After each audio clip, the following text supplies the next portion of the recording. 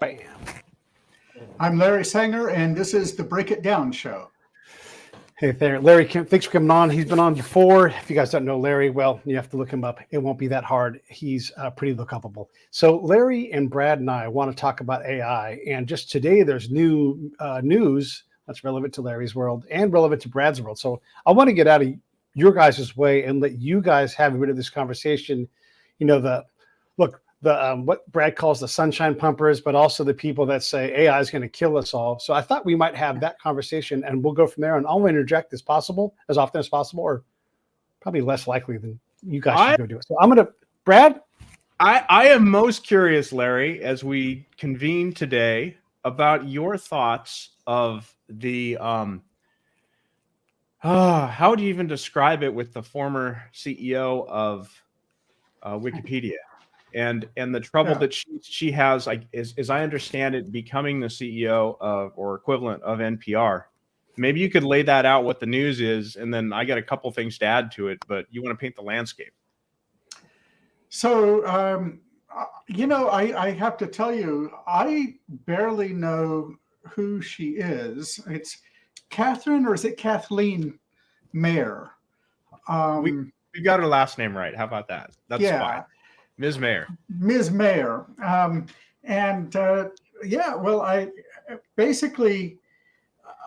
had not heard anything. I read one essay that she wrote a couple of years ago, I think, and knew very little about what her views on almost anything. Certainly, I didn't know her political views. It turns out that a journalist on Twitter surfaced some not that old videos of her saying some just amazing things that you can't imagine somebody who was the head of Wikipedia saying. Like, for example, she said, I'd really like to pull the tweet up here. I'm trying to find it. She said, Catherine, by the way. Catherine. Okay. Yes. Very good. Okay. Well, you pull that up. Let me look it up. Yeah, and the journalist who's surfacing all this is Christopher Rufo. That's right. I talked to him this morning. Oh, wow. Had a very neat conversation with him. Where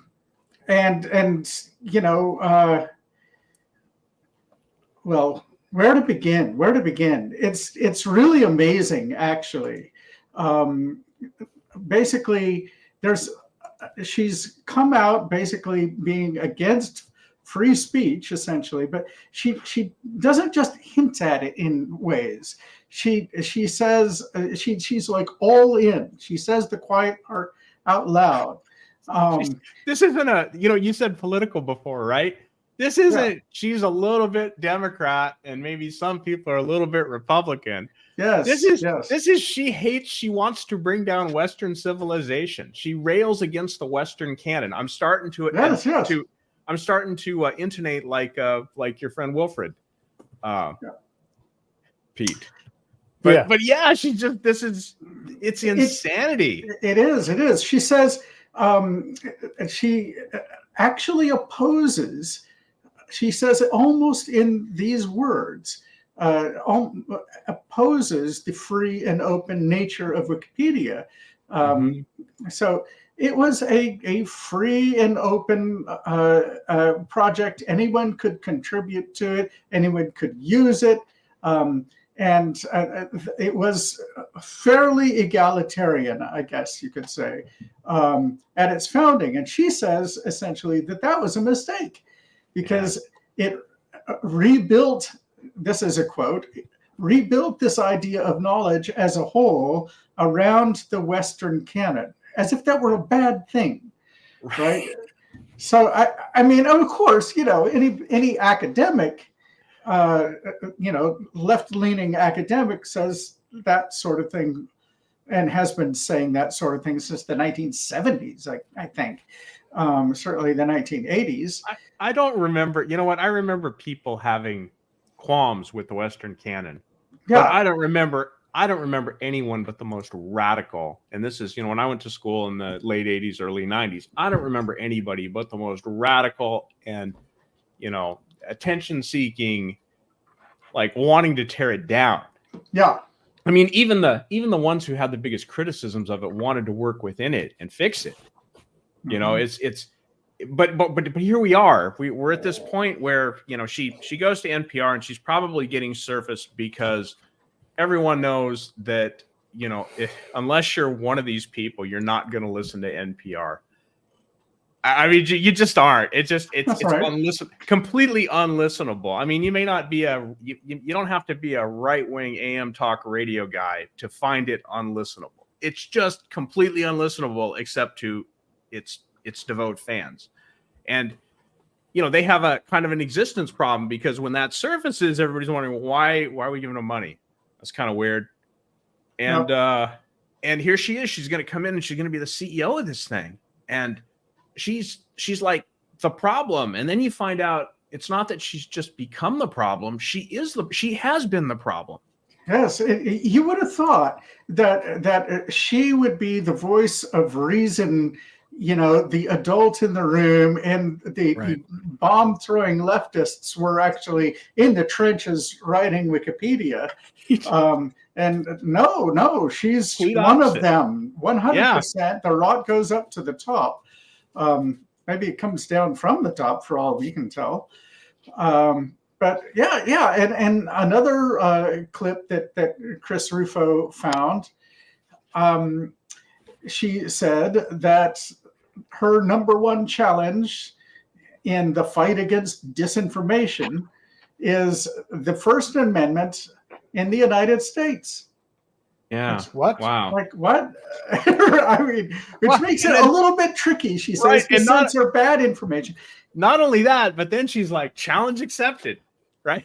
Right. And she admits that she was working with government agents in order to manage information on Wikipedia. And I'll tell you, as somebody who's familiar with how Wikipedia works reasonably well, I'm just amazed that she would say that, because, I mean, she's supposed to be the head of an organization that really doesn't have editorial control over Wikipedia. That's supposed to be, it's like she supplies the money, she supplies, legal oversight for when the kids get really crazy and start, libeling people and taking things down. Okay.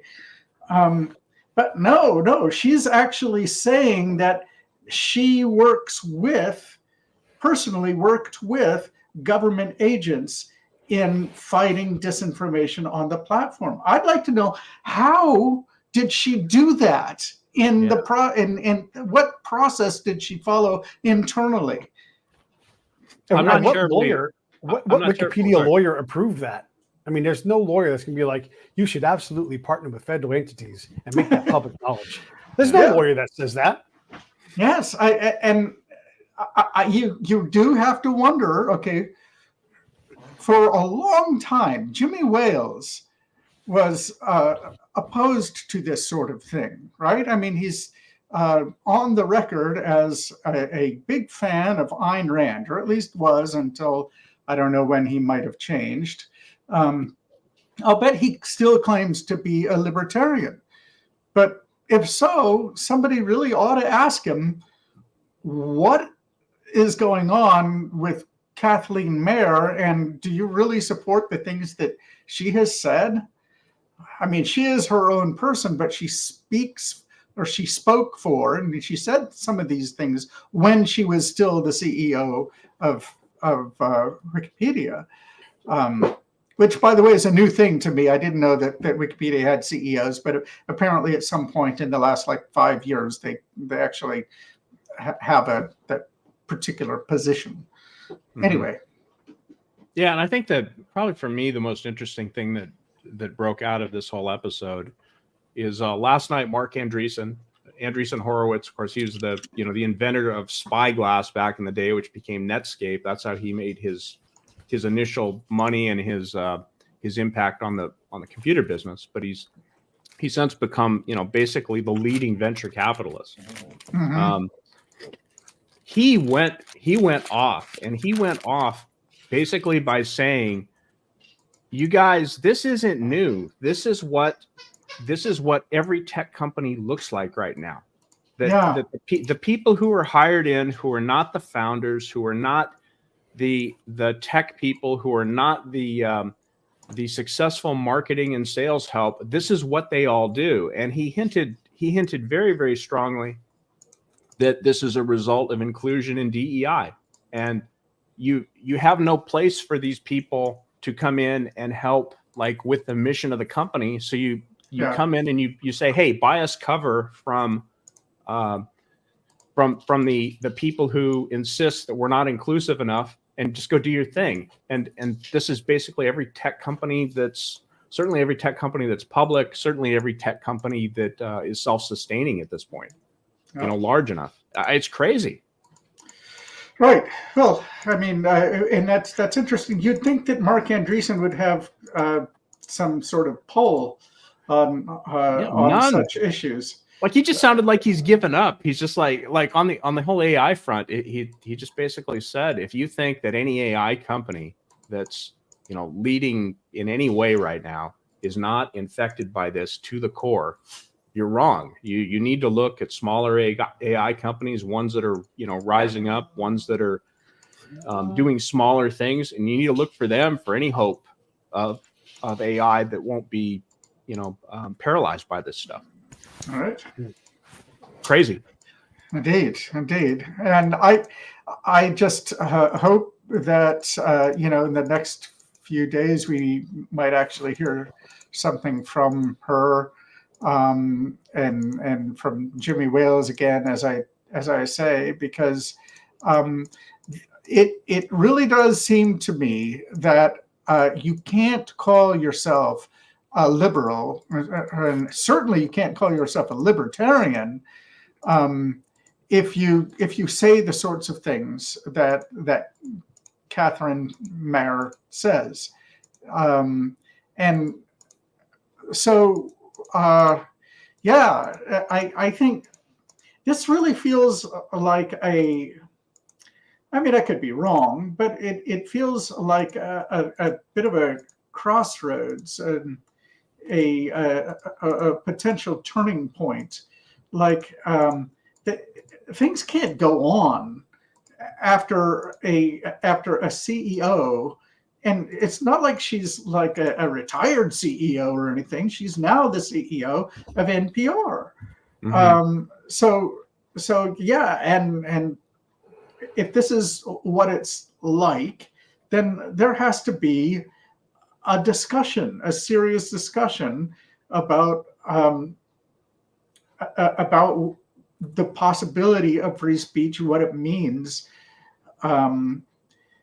And the thing is, these are the sorts of people that don't like to have discussions. Right. That's interfering with their free speech.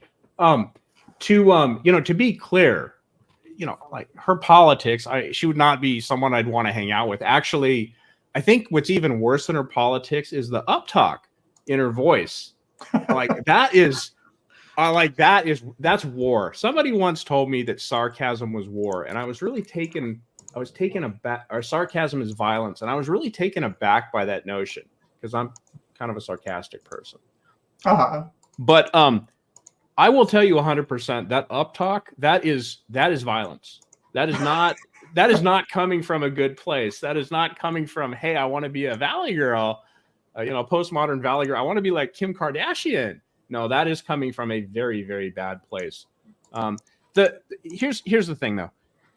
All that aside, her politics can be her politics. She can have crazy politics, and if she's a good leader, she can be a good leader. But the minute that those politics become policy of the organizations that she's leading, like she absolutely said they were with Wikipedia, and she has a completely blind eye she has a completely blind eye to what her politics are saying about the viability of NPR going forward. You know, the minute that comes into question, she's a terrible leader in a terrible position, and probably dangerous to the function of those companies. Well, should be anyway. Yeah. I mean, it would have been 10 years ago. I mean, somebody saying the leader of an information company basically denying that there is such a thing as objective truth, as she said in a different clip that Christopher Rifo found.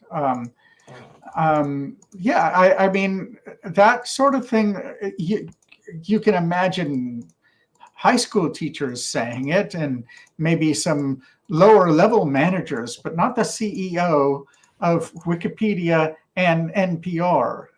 Right. And especially not when she is saying, when she is describing the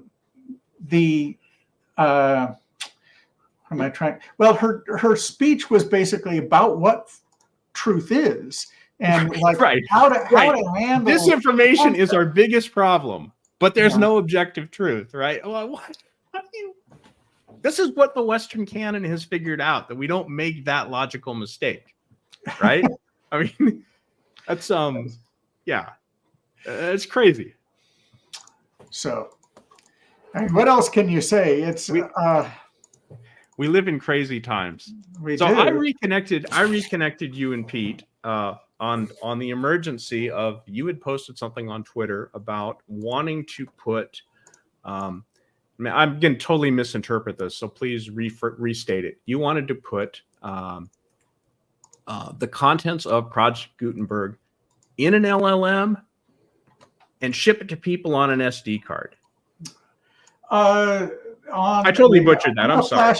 On a flashcard, right? So I actually bought a 128 gig. I'm going to try it out on a 2.0 and 3.0 USB. See which one works best. But yeah, I could even show you what I have if I could share my screen. I don't know if there's a way to do that. Oh yeah, please do. So did I get the LLM part right, or is it just a text dump of the context? No, it's not an LLM. No. Okay, gotcha. Here, let me. Well, I'm not going to guarantee that it's going to be absolutely wonderful to you, but we will see. We will see. Okay, so here we go. Share easy with two monitors. Okay. Share screen. I'm not really sure which screen it is going to be sharing. I think it's got a picker there where you can even share a window if you like. Very good. I see it. Okay, so here we go.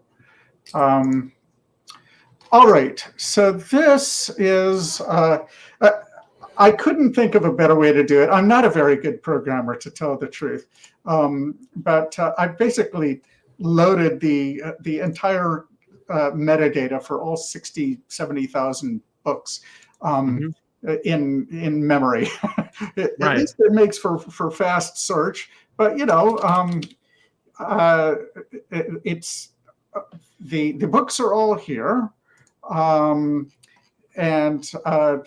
this has all been translated into the Knowledge Standards Foundation's ZWI file format. So it's, which means zipped wiki, but really it's just a zip archive format that has some metadata and digital signatures as well.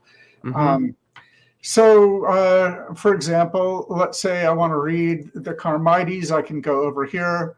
I can press this, and it's added to my. What software is this? This is it's Electron. Okay. It's just a website. Just okay. Yeah, JavaScript and so forth. So you made the website and the search function for this with Electron is what you did. Yep. I understand right. Okay, cool. Yep. And the other other thing is, this is what I've done in the last 24 hours. I went and grabbed all the Library of Congress categories, and then they have almost completely added all of their books to the Library of Congress system. So now you can go through and so here's a bunch of general philosophy books. These to be fixed a little bit. Let's see, say you're interested in logic. And here's Mill's logic. And it's all here, and it will all fit on a flash drive. It'll all be readable here. I want to add bookmarks. In fact, I'd like to add pagination, but that might be a little trickier. But I didn't think anyone has done that for Project Gutenberg. Anyway, so that's basically how it works. And as you look at different books, then they're added to books viewed. And if the particular ones that you want to save, you can save here, and you can take it off, and it's all going to be available on a flash drive. Here, I'll stop sharing. So just a second. Yeah, so it's all going to be available on a flash drive from the Knowledge Standards Foundation as a thank you for donating.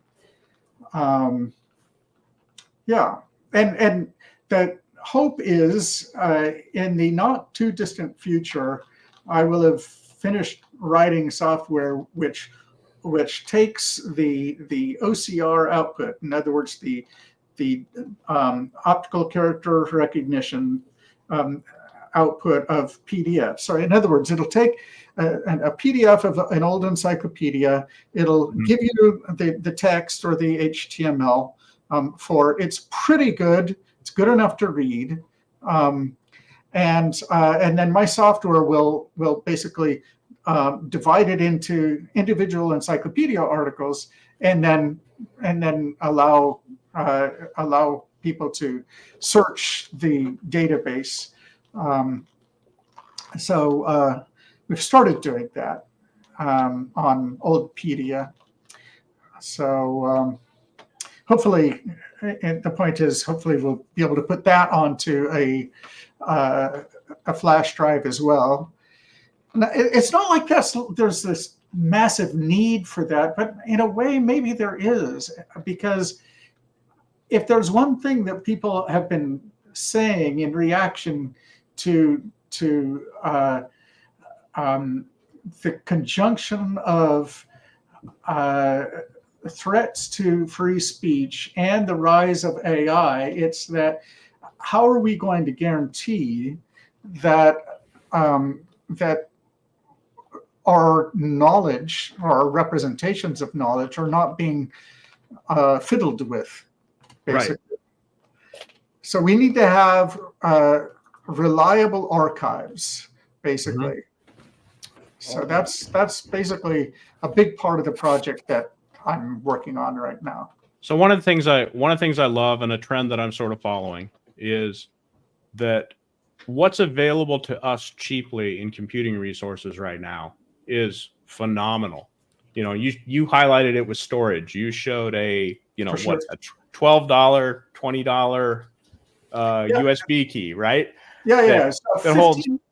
Is 15 for a USB 2 and is 18 for USB 3 for 128 gigs. Right. It's that's phenomenal. And so what I've become interested in the last year professionally is also how much CPU power and how much RAM we have available in our laptops that we're not using for things, and that actually can do things that we previously thought had to be done in the cloud. 10 years ago, their activities, I'm interested in product demos, for instance. product demos were all done in the cloud because your computer didn't have the resources to set up basically a network with 5 or 6 different computers on it. You would have to actually, get 5 or 6 different computers and set them up. But, in public clouds and private clouds that have, these giant computers that can run virtual machines and all this stuff, well, you could set those things up, fairly easily, if you will. Yeah. And it turns out now the laptop I've got on my desk, that I bought for $2,000 last year, or, Pete's got one on his desk that's, a little less capable, but still wonderful. $2,000, and you've got enough computing power to run, a pretty phenomenal lab demo. Yeah, for sure. I've recently discovered that, with these open source AIs, in particular, Private GPT is a project on GitHub that's become quite popular. It's a little startup that's put it out. And then there's the Mistral 7B Instruct LLM from a French company that really took the LLM world by storm in October when it was released. And I have something that's, just on my desk that is it's as useful to me and often more useful than ChatGPT in the cloud. Really? How so? The kind of thing I love Project Gutenberg, the kind of thing I've been doing. Pete hates this because it's my canonical example, but I love making stories, mixing children's book characters, and they always involve either Eeyore or Tigger. Pete was on. I have a little game show with AI stuff, and we've recorded a couple episodes. Pete was on the first one, and he read a story where Paul Bunyan and Eeyore, and of course I trained the LLM with the source text because they're public domain and I can do that.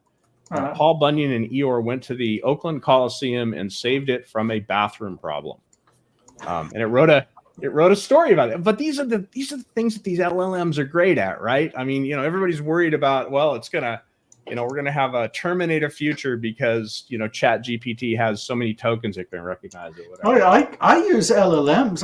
I use GPT-4 to build this app. I wouldn't be able to build this app on my own in like a couple of weeks, as I have. No way. I feel greatly liberated. It's like I know basically what is possible, and I know enough to be sort of dangerous, but I very quickly forget a lot of things, and yeah, it's extremely useful for developers. Like a friend of mine was telling me, sort of conspiratorially, people are bad mouthing AI, but it's like a massive productivity multiplier for him. And I agreed entirely. Like, it's a 10x multiplier, something like that. For me, who knows? It's amazing. This is the part that might blow your mind, though, which is you don't need the AI in the cloud to do, probably 95% of what's interesting today with LLMs and AI. That a small model running on your own hardware that's not subject to people telling you what questions you're allowed to ask, what answers it's allowed to give. That would blow my mind indeed. I mean, one of the reasons why I tried to install an LLM myself a couple of times, and I got it working, but it's work. It's like it's work, and it's very slow. I don't remember from your screen sharing. Are you a Mac guy or a Windows guy? I am an Ubuntu guy, but I'm going to Ubuntu guy. Okay, that's why I didn't switch to Mint soon, I think. I gotcha. Okay. Yeah, I'm working primarily with Windows because I can do virtual machine things there that are they're very easy for me as a developer. I've got a Windows virtual machine in my Linux box here. Got it. Okay. Okay. I gotcha. Linux would be my next choice, my next platform. But the Mac is impossible because they've gone with their chips that don't support everything. Blah blah blah blah. Apple's Apple. They're difficult. Yeah. It's just like you're talking about all this information you can put on a flash drive.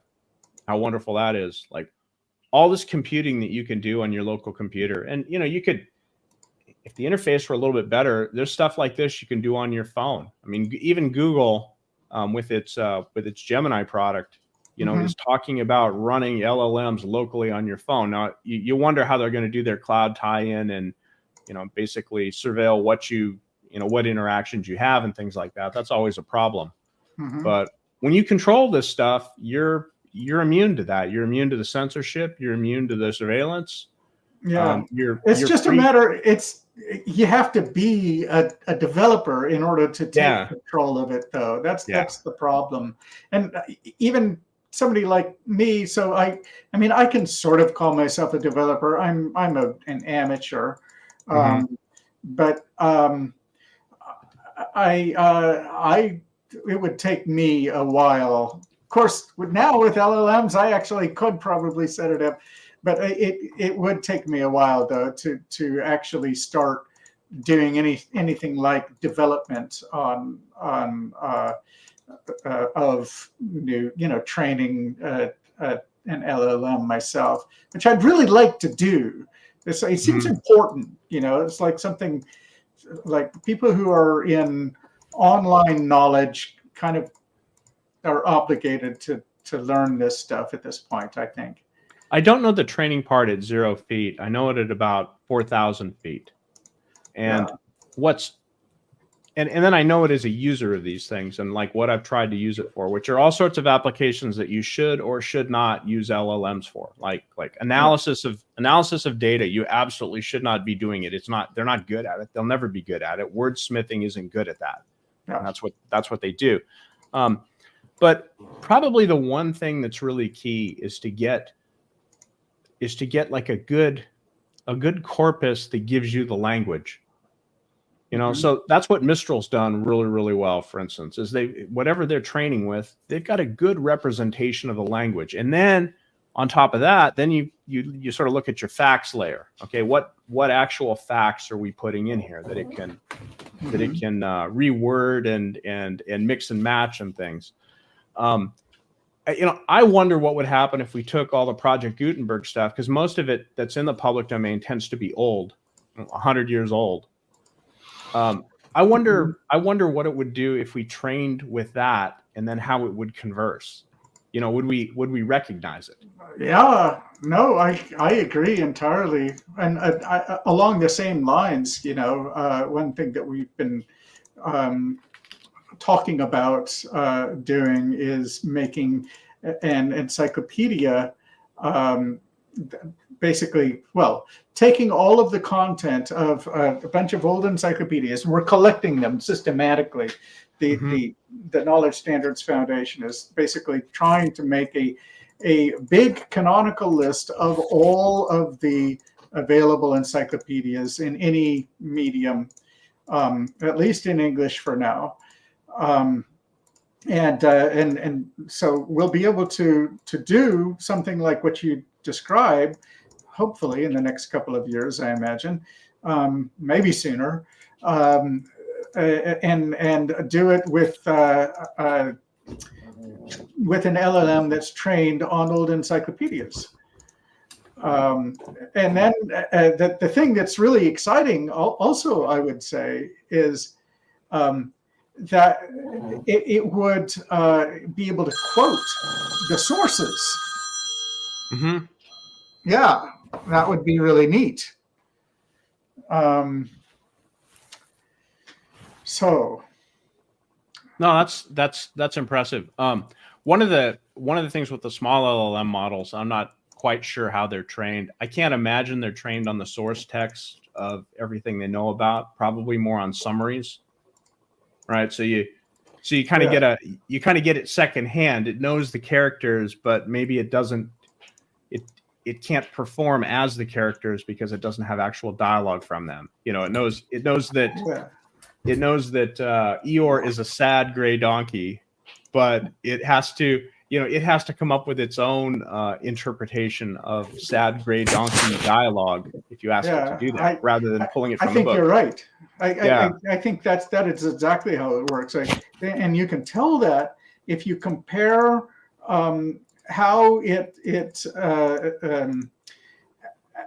try to get an exact quote on from some classic philosophy, for example, which it doesn't have memorized essentially, and you compare that with how it deals with Bible stuff, and like I'm asking, like, I don't know if you've studied the Bible very much, but I do a lot these days, and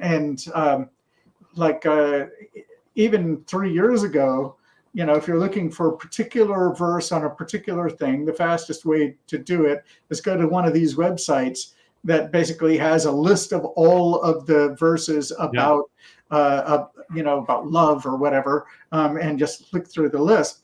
Now you can just describe the quote, and it'll give it to you in any translation that you ask for. Right. Perfectly, and I've checked it many times, and it never gets it wrong. One of the things, I have a friend who is interested in this kind of an application, and so I've been messing around with my private GPT to sort of get a sense of how well does it do with this thing. What do you mean by private GPT? Oh, so what I mean is I'm not using Chat GPT on the web. I have an LLM running on my laptop that you're seeing me through right now. It's up in another window right up here, and I can ask it questions. And so what I'll do is I'll give it they call it a system prompt, which is just sort of, here's your basic personality. And one of the system prompts I've been messing with lately is, you're Jesus from the Bible.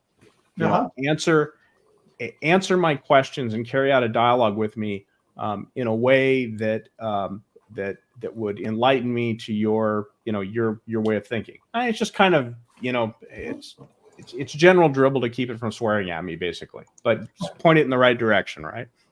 Interesting. And I'll ask it questions. Like I was just toying around with it, and I said, do you have any dating advice? And Jesus in my window here doesn't have any specific dating advice, but he does have, hey, here's good relationship advice for you. Love thy neighbor. He'll throw out a few verses here and there, and they're always different verses. If I ask the question 20 times, he'll come up with 20 different verses to throw out to just sort of say, hey, here's how to think about this. And I really thought it might not be like chapter and verse, like, go here, go here, go here, go here, go here. But the general sense of it is actually pretty, it's like sitting down with my dad or my grandfather, and, they give me like the kind of the right insight. Like, it seems very capable of that. So I was, I'm kind of impressed with the idea. The other thing is, you get on a video podcast and you say, hey, I'm interested in Bible study.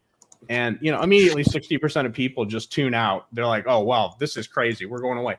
And things like this should not be crazy. If you're into that, this is your way of expressing, your religious beliefs and exploring your religious beliefs. And that ought to be okay. It's kind of getting back to our discussion about Ms. Marr. We didn't throw out the Western canon. We did not throw out our religious traditions. You may think we have, but we haven't. Yes. It's important to say, hey, we still do these things. Not in this household. Right. Our new technology needs to allow us to do these things the way that we've done them. We need to incorporate it into our lives, not change completely to fit your deconstructionist view. Right. I wanted to ask, since we're talking about Bible study, this is interesting to me because there are so many different resources that allow you to better understand. I mean, like, are you reading in Hebrew? Are you reading in Greek? And then also the concordances, all of the text on exegesis and all these different things. When you build a robot that can understand Bible study, and it's got the 2 disagreeing books on the book of Jonah, or Jonah and the whale, wherever that's going to be.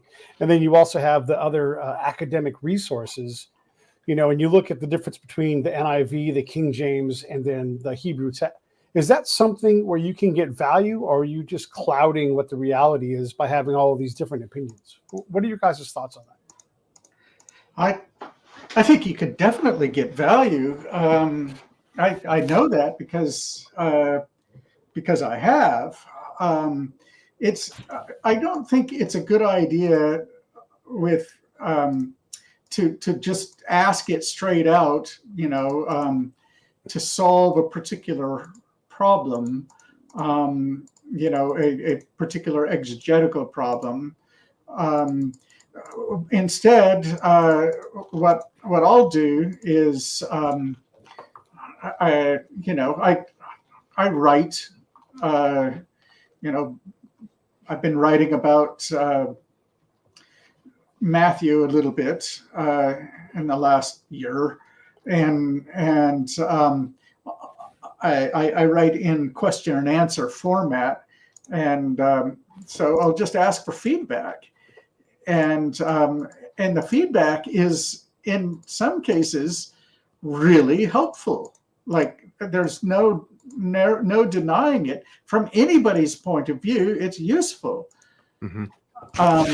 I'm not saying that it will replace a human being. It's not going to replace an expert anytime soon. Well, who knows how soon? Depends on what you mean by soon.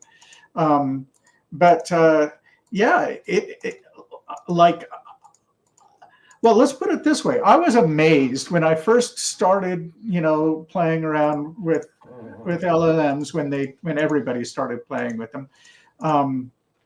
I asked it to answer. Well, first I did just as I described. I asked it for feedback, and I was impressed. And then I asked it to give its own answer to a certain exegetical question. Like, why does David say such and such to his brothers? You just ask a sort of open-ended question like that, and it's a very fruitful, I think, sort of question. And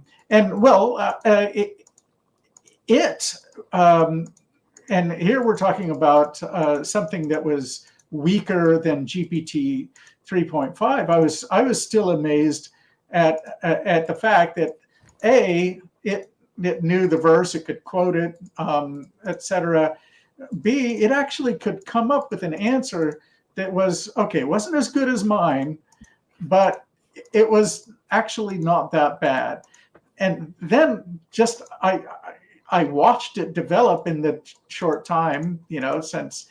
So what has it been? A couple of years now, since GPT 3.5 came out, and it's just gotten better and better. I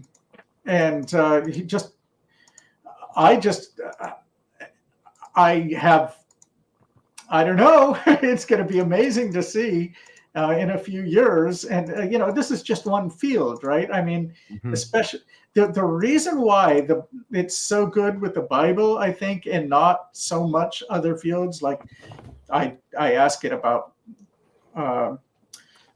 philosophy, and it's all pretty hopeless, really. It's pretty bad.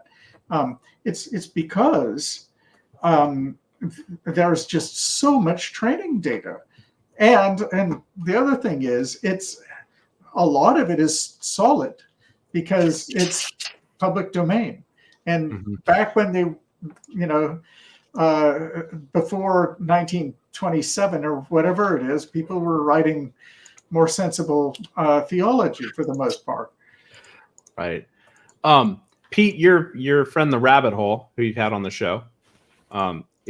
he sort of became famous in the AI debate for asking Google Gemini to compare Adolf Hitler and Elon Musk and who was better.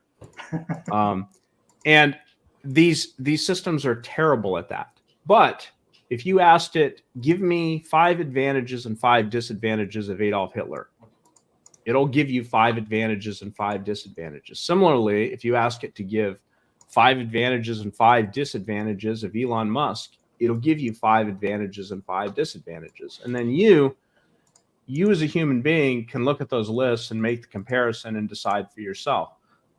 One just interesting side note on that.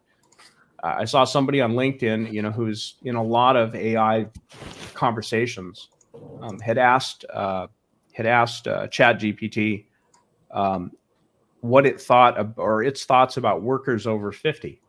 And ChatGPT came back with some negative things. Like we're older. I'm over 50. Pete's over 50. Larry, I'm thinking you're over 50, maybe. I am. Yeah. We have medical problems. We like to sleep. We can't drink as much as, maybe Pete can, but we can't drink as much as when we were younger. They've come back with all sorts of things, right? And this guy was railing against this, saying, hey, this is something they have to fix because it's discriminatory against older people. Well, it's not really. It's not. If you ask it for advantages and disadvantages, it will go and find them and list them for you. It's up to you to be a human being and decide, hey, where do these fit in the context of things? Yes. And I think that could, apply to, the, Bible study as well. Obviously, people have different views of things. That's why we have, just the New Testament. That's why we have Protestants and Catholics, and that's why Protestants are divided into, so many different factions that, all hate each other. And, I don't know if I should wish you a Merry Christmas for tomorrow, or if that's a little bit too extreme on the Seventh-day Adventist side, or, or what. I mean, we've got all sorts of things going on. But yes. It's if you ask it for supporting evidence, they are great at finding supporting evidence for what you'd like. Yeah. And well, along the same lines, they're also good at simply, you just instruct it to change its bias, and it will. Like tell me, response to this as a Methodist minister would, and they'll do so, and sometimes even with some quirks of or mannerisms or whatever that it seems to have picked up here and there. And it's interesting. So yeah, I you can the where things get weird is when you start asking it about certain particular topics where it is aware of what it well, this is how I like to put it, but I don't know if that's exactly what's going on. It's as if it's been instructed that there is a particular correct point of view and that it should like push back hard. If you ask certain kinds of questions, you have to ask them. There's no way around it. You have to ask it several different times in several different ways and saying, no, I don't mean this. No, I don't mean that. No, I'm, etc. And then finally it will answer your question. But it will do it with as little detail as it can get away with, essentially. Chat GPT-4 is very reluctant to now Chat GPT 3.5 will do this because they didn't put all the safeguards in place. But Chat GPT-4, if I tell me a story about Eeyore reading George Carlin's 7 Dirty Words to his friends in the 100-acre wood, it will literally start typing it out. And when it gets to the second dirty word, because they just kind of ramp up, and then they end with, if you're familiar with the skit, they end with, it's kind of funny what they end with. But it'll start typing it, and then all the output goes away about the second dirty word. And it goes back and says, we're going to talk about something else. Let's talk about something else, not this. Now, meanwhile, my private GPT, if I train it with sentences that describe George Carlin's 7 Dirty Words skit, it will tell me the story. It tells great stories about that. It's got millions of them, of course. But that's another advantage, of going private with these things, is I can ask it questions where someone really might not like the answer, and hopefully there aren't safeguards in place to keep it from doing that. Right. Hey, folks, we have about 10 minutes left, and we got to get Larry off and on to the next thing. So yes, he's got to get to dinner. Last few. Right. That's right. What do you want to get into the last few things? I'm sorry. What's the question? What else do you want to cover in the last 10 minutes? Right. Well, I don't know. There's many different things. I'm working on a book. Oh, Yeah, it's called God Exists. It's philosophy. Um, and I'm on page 450. And I've been working on it for the last 4 years. And I've been putting in about a half an hour a day, 5 days a week, sometimes more, like on weekends. And on the third draft, I I'm going to brag. I shouldn't, but I'm going to anyway. Um, uh, I got feedback from the chair of theology from a leading Protestant seminary, and he just raved about it, like he couldn't put it down, and he spent all Sunday reading it, and yeah, I was amazed, and then he said, "Let me introduce you to my agent." So I'm working with the agent now, and so we'll see if we'll see when I finish that. I don't know. So do you have plans to do an audiobook?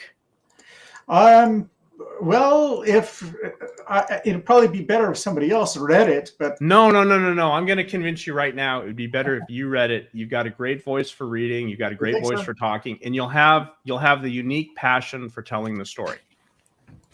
So let that sit in your head for when they tell you need to do an audiobook. I did. So I self-published just to see what it was like, and because I didn't want to go to the trouble of working with a traditional publisher. I self-published a book called I'll get it right here. The Essays on Free Knowledge, subtitled "The Origins of Wikipedia and the New Politics of Knowledge." About a third or half of the essays are Wikipedia related, and then half or 2/3 are just general philosophy of technology and philosophy of journalism sort of stuff. But it's pretty readable, I am told. Anyway, I made an audio book, and editing it was just painful. So painful. I've edited an audiobook. I know. I have one question for you, Larry, and it's, kind of probably gets to your book a little bit, and, just sort of looking back on all this stuff. Wikipedia was a pretty awesome idea, and in a lot of ways it's fallen short of, what the spirit of the idea was, what the impact of the idea should have been. I think you'd agree with that. I think you've said that, basically. I agree entirely. Yes. Do you think it's impossible to realize that vision today, or do you think it's worth trying and trying and trying again? I had a football coach, and he would make us, like if the play wasn't run right at the end of practice, line up, do it again. Line up, do it again. There was like one day we were there for 45 minutes. We finally ran it right, and then we got to go in, right? But is that something that we need to do as an industry? Just line up and do it again. Yes, I think it is. I support those who use wikis to write encyclopedias. One that I've helped somewhat is her name is Betty Wills, and she started something called Justipedia, and it's actually a class act, and they really do try to maintain a neutral point of view, and more generally, we support, and when I say we here, I mean the Knowledge Standards Foundation. We support all kinds of different encyclopedias, regardless of their biases, because basically the world needs. This is actually a good way to think about the problem. The long tail of articles and the longest articles that you'll find on most topics online are Wikipedia. We need a long tail of alternate articles, and we need a long tail of long articles also. So people are not, they don't have to depend on Wikipedia to learn the basics of relatively obscure topics. That's a problem. That's a real problem, and it's the kind of problem that is solved simply by people opening up their blogs that maybe they haven't written in a few years and just starting writing. Write it down. Yeah, just get it down there. You know it better than Wikipedia. Great, write it down, put it out there, and granted, Google sucks. Granted, sometimes it just loses things, and it's hard to surface the information. But a couple of our projects, we will be only too happy to include your work in our database. So it's actually multiple databases that are managed independently. And the website for the front door to your project is, so Pete can put it in the it's encyclosphere.org, but that's not actually an encyclopedia or even an encyclopedia search engine. For that, you would go to encycloreader.org and encyclosearch.org. Cool. Yeah, and those are, it's not just like a meta search engine. We actually have copies of all the articles that you see in there, except when we're not allowed, in which case we just have links, which is still useful. Wow, that's very cool. Yeah. Larry, it was a real pleasure meeting you finally. Since Pete first had you on, I've been, a big fan, and learned a lot. And, I like that you're still hopeful about this. That's really cool. Yep. There's still a lot to be done. I feel like, I inflicted Wikipedia on the world, and this is my penance, essentially. All right. I'm going to run these credits, and we're going to get you off to dinner. Hang on one sec. Hey, thanks for watching the show. I really appreciate it. Right here, you can subscribe. Please do that. It makes the show grow. Hit that notification bell so you know which incredible guest is coming up next. Down below is the PayPal link. You can put a small subscription in. That is an enormous help. All that money goes right back into the show. And then right up over here are the next episodes you should listen to, curated by yours truly.